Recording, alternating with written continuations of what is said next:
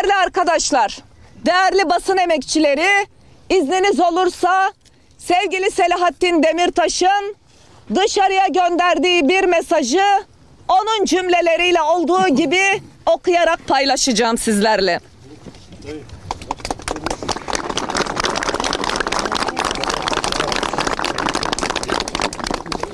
Öncelikle bütün değerli halklarımıza ve basın emekçilerine selamlarımı ve sevgilerimi iletiyorum.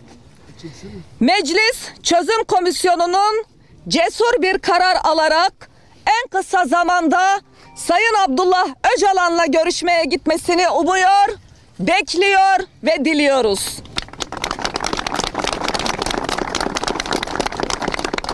Çünkü 50 yıllık çatışma köklü ve kalıcı olarak bitiyor. 50 yıldır bu meselede güvenlik politikaları öncelendi.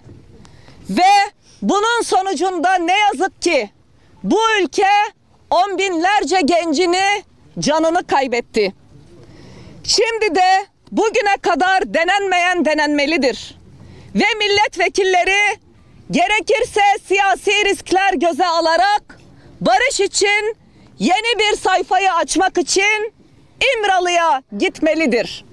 Ve buradan bir kez daha bizler diyoruz ki sevgili Selahattin Demirtaş'ın da mesajında ifade ettiği gibi barış ve demokratik toplum sürecinde yol alabilmek, savaşın ve çatışmaların bu topraklarda kalıcı bir şekilde son bulması için onurlu bir barışı bu topraklarda tesis edebilmek için parlamento, meclis, milletvekilleri bütün riskleri göze alarak İmralı'ya gitmeli ve yepyeni bir barış sayfasının açılması için tarihi rollerini oynayabilmelidir. Ve son sözüm şu olsun ki değerli basın emekçileri ve değerli arkadaşlar, biz bugün Edirne'den bütün Türkiye'ye ve dünyaya sesleniyoruz.